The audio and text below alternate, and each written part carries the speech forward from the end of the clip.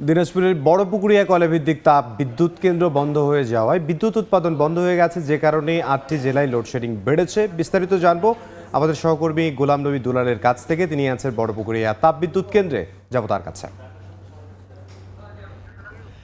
কয়লা ভিত্তিক বড়পুকুরিয়া তাপ বিদ্যুৎ কেন্দ্রের গতকাল কিন্তু সর্বশেষ যে তৃতীয় ইউনিট সেটা কিন্তু বন্ধ হয়ে গেছে। বন্ধ হওয়ার কারণে বিদ্যুৎ উৎপাদনও কিন্তু আপনারা এই বড়পুকুরিয়া তাপ বিদ্যুৎ কেন্দ্র থেকে আর হচ্ছে না। 2টি ইউনিট বন্ধ এবং একটি যেটি সচল ছিল সেটি গতকাল সন্ধ্যায় এটি যান্ত্রিক ত্রুটি দেখিয়ে এটি বন্ধ করে দেওয়া হয়েছে।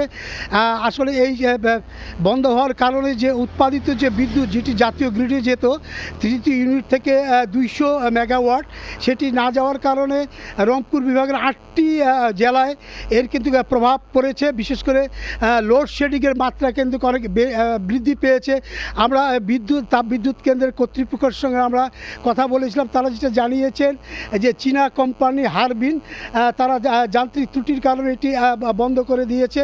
তারা যেটি বলেছে যে এই বিদ্যুৎ উৎপাদন করতে গিয়ে যে যন্ত্রাংশের প্রয়োজন সে যন্ত্রাংশ তারা চীন থেকে আনার পরে তারা এটি করবে। তবে এইখানকার একটি আপনার সোর্স আমাদের জানিয়েছেন যে প্রথম ইউনিটটি চালুর জন্য তারা আপনার চেষ্টা শুরু করেছেন, তবে সেটিও সময় সাপেক্ষ ব্যাপার।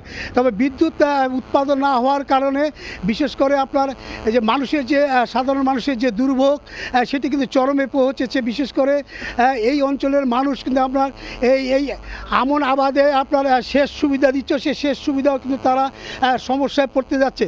তবে এই যে বিদ্যুৎ কেন্দ্র, এই বিদ্যুৎ কেন্দ্রের যারা কর্তৃপক্ষ আছে তারা যেটা বলছেন যে যেহেতু জাতীয় গ্রিডে তারা এই বিদ্যুৎ দিত, যেখানে 3টি ইউনিট ছিল 525 মেগাওয়াট এই বিদ্যুৎ কেন্দ্র থেকে উৎপাদিত হতো, সেটি কিন্তু সম্পূর্ণরূপে বন্ধ হয়ে গেছে।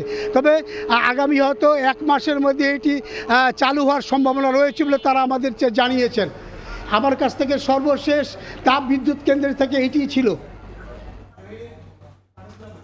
দিনাজপুর থেকে সহকর্মী গোলাম নবী দুলাল।